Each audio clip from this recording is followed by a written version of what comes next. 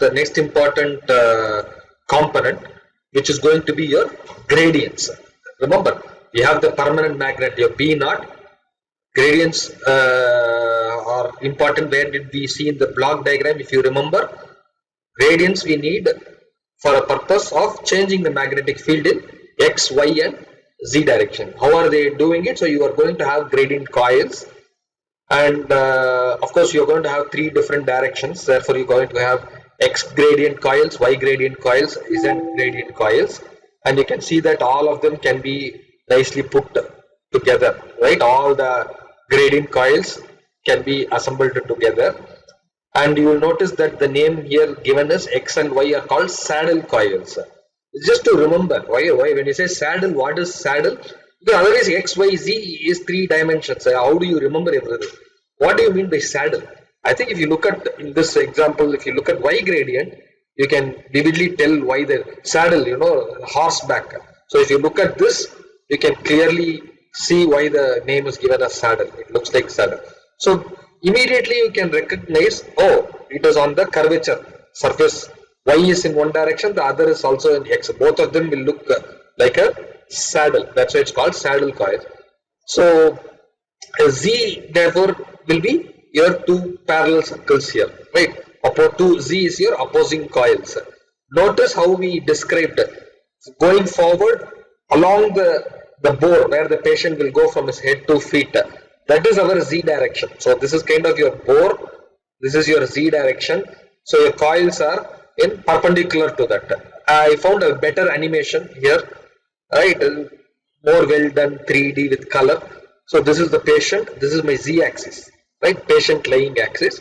So this is how the coils are arranged. Z coil is perpendicular to the patient axis.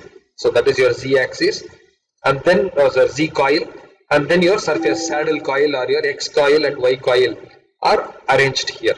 Okay, so let's see now. What important component is gradient? What does that do? What does this gradient do? Notice its role is to excite selected volumes with select frequency. In other words, we want this magnetic field strength B, right? Static field. We need that to change as a function, as a function of position, right? Different locations should have different field. That is what this tries to accomplish. How does this try to accomplish? What are the components? What are the parameters of interest when you talk about gradients? Components are, obviously you have to have a coil, right? So components are gradient amplifiers and gradient coil. So you have to have amplification and you have to have the coil. Parameters are also very straightforward. Jargon is slightly specific to this. But what is gradient? I mean, we know this from mathematics. What is gradient? It is just changes. When we talk about anything that is changing, that means you are interested in the slope. Slope tells us how fast it changes or how slow it changes, right? So slope is, so your gradient is nothing but something to do with rate of change. So gradient here, what is it that we are changing? The field strength is what we are changing. So parameter is gradient strength. So its units has to be magnetic field strength. So it can be either Gauss or in Tesla. So it is in 1 to 6 Gauss or 10 to 60 millitesla. But change over length. So either in centimeters or in SI it is MI. In meters. So you have parameters is gradient strength. How does gradients, the magnetic field strength, how fast or how slow it changes with length is one parameter. Clearly we are talking about how fast it changes. You turn on, how fast does it change, right? So there somewhere time should come in. That is called as your slew rate. Your change 5 to 250 millitesla per meter per millisecond. How fast this gradient changes. Apart from that, obviously something changes. The parameter of interest is the length over it is changes, because then that will determine absolute terms how much is the field strength at different endpoints, right? And homogeneous volume over which you can pretend that that particular field strength is homogeneous. So all these are important parameters.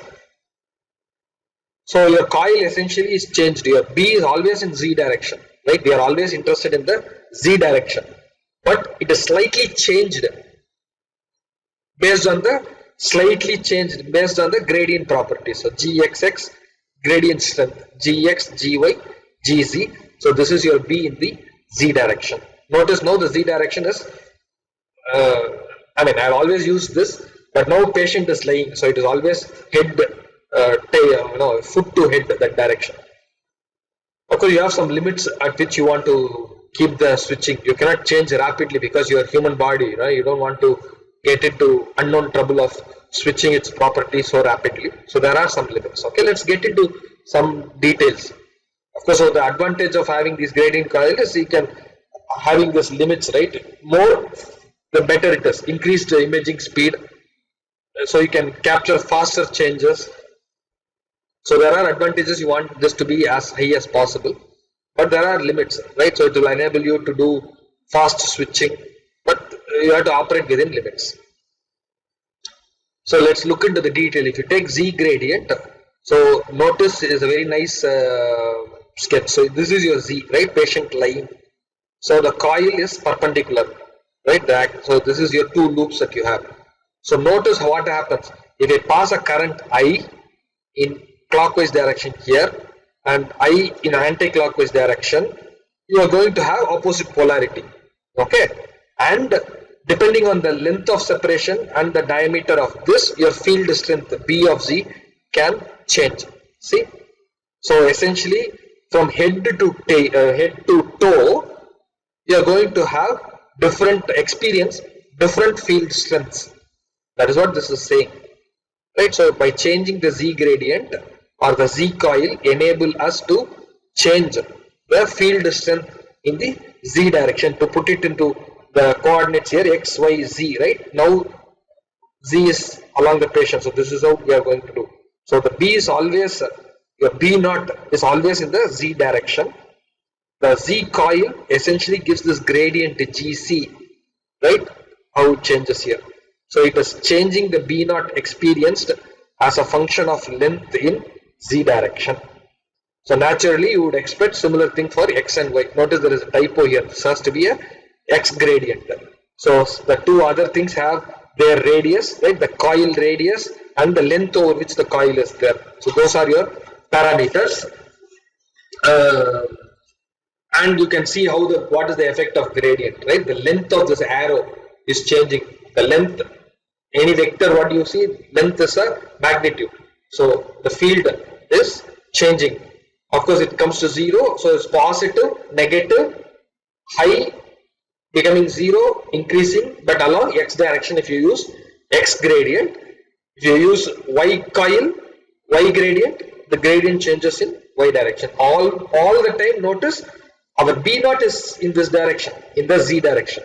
These are small changes or the gradients along each other. This is what the XY gradient coil accomplishes. So what are the specifications that we typically get? Oh, you can change 1 to 6 Gaussian per centimeter. Switching times are very, a fraction of millisecond. Recall from our physics, what we were going after, T1, T2, right? A short TE, but all of those were still in the tens of milliseconds. So here you are looking at fraction of millisecond switching time. So it is likewise your slew rate. Only millitesla per minute per millisecond. Right? So you have enough cushion. So everything is operating within the limit. Whatever you do here, it has to be within the known approved legal limits. Okay. So move on to gradients are done. The other most important things are RF coil. Like I said, RF coil, why do you need the RF coil? Remember the B1, right? The B1 to push the magnetic field around. So you need that. How do we do that? First is on, like the alpha pulse, 180 pulse that we talked about. That is excitation pulse. So that is on the transmission mode. So you can have a RF coil for transmission mode. You can have transverse component that are cutting, right? XY component. So you can have another coil. So this is transmission mode. This is only receive only mode. So technically you have broadly you have three different categories. You can have transmit and receive coils. You can have receive only coils. You can have transmit only coils. Okay. What are these coils? These are essentially, see, how we are talking about is, this is all free induction. There is a frequency and you are measuring the frequency. So that means you know the frequency, you are tuning in to a frequency. So essentially this coil and its circuits are nothing but a resonant circuit which is tailored, right? Tuned with capacitors for efficient transmitting and receiving at a particular frequency that you want. So you're honing on to a particular frequency, resonant frequency or your Larmor frequency here. So that your resonant coils that you have, you're tuning it to the Larmor frequency. So you know omega naught is 1 by square root of LC. So of course you have a coil, you have to have some safety limit because the heat could be generated, and so it's usually done to keep the temperature rise less than a degree. Okay. So types of coils, so you can have different types of coils. What do we mean by that? Apart from transmit receive, I said, what do we mean by different type here is, you can have a big coil, right? You can have a big coil which can have which we call homogeneous field. So you have it for the whole body, whole head, everything, any location can be done. So this is a whole body coil. You can have dedicated coils also, bird cage, saddle, right? Here you can have surface coil. So you can have surface for knee, you can have elbow, you can actually have a dedicated receive only coil for a particular location. Okay. So you have different coils for different objects, different parts of the body. Of course, all of them should operate within this range. Remember this range. What is this range? We are talking about 42 megahertz is your Tesla. So you should be able to operate. Gradients are going to change it over a range. But remember our limits. Mostly we are talking about 1.5 Tesla, 3 Tesla kind of scanners. So this range is in some sense operatable for biomedical imaging. So different coils, just demonstrative. We are not going to spend too much time on this. So you can have a bird cage coil. So essentially you are putting your tuning circuit. You have some construction like this. So that it's called as a bird cage. The shape and the sketch gives you the name as to why it is bird cage coil. Okay. Of course, here you notice this is B1 is in the X direction. So always notice where do you want your body is Z direction, right? So you are always going to. So we talked about Z axis. Your measuring always is going to be perpendicular, transverse component. So if your Z is like this, your measuring is going to be perpendicular to that, right? That is how this is. Okay. So like that you can have surface coil. Notice again B is here.